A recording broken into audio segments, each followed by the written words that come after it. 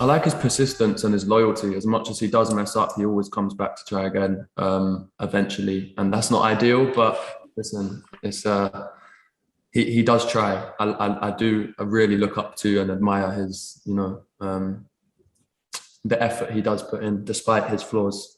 I really respect her strength and her uh, patience and her ability to forgive. I think it's really admirable.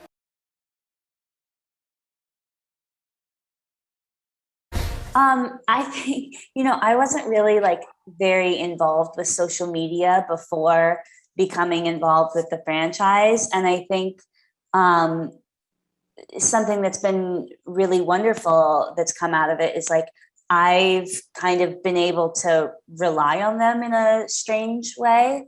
Um, we talk like I've been quite active with the fandom, and there have been times that I've like sort of tried to ask questions of them and like use ideas that they've had. And also figuring out like there are things that are in the book that I didn't realize as an outsider that they didn't like, because they're so excited about the whole about the books that I didn't understand. Like there's kind of a love-hate relationship they have with the material. So seeing their feedback on social media about like, we don't like this and this is why, because there's like this toxic thing or something, that has actually been really helpful for me because I've gone back to the script and like rewritten scenes based on that were like exactly the way the book was. I remember being on a balcony in Italy one time with Anna Todd, the writer, and it was a book signing and there were loads of people inside and that was overwhelming in itself. And I remember we went out on to look over the balcony and it was almost like the whole square, it felt like, was filled with people.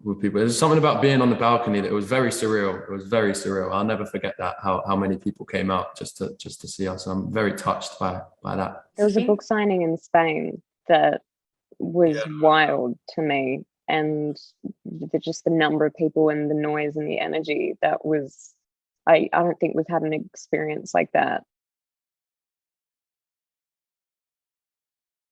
Yeah, I think that in the bigger picture, like to me, what's important is finding out why does this scene need to take place here. It's not just, oh, because we need a sex scene every 30 minutes or whatever. It's like there's a reason for this. There has to be an emotional underpinning.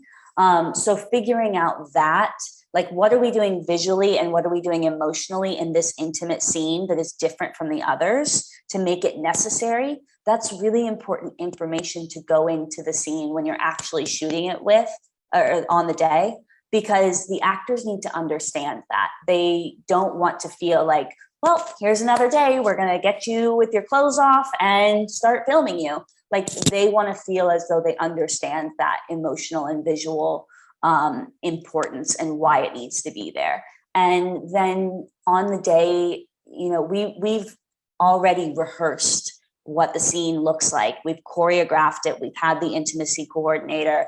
If there are questions, it's an open dialogue. So making the actors feel really comfortable and keeping it, as professional as possible is kind of how I approach things. I was just gonna say, I feel like at this point, it really just feels like another scene. And I think in terms of the most important thing, it's probably comfort and having time to shoot the scene so you're not rushing it, because I think that can be really important with those sorts of scenes. Yeah, I'd second you and say maybe at the start there's more you might worry about it and be anxious and anticipate it, even though it's next week and you've got a whole week of filming. You might, but no, I feel like we're in movie 3 and 4 now, and I feel like at this point, as Joe said, it's just another scene, and we've had we've had a lot of time to practice how to make them comfortable and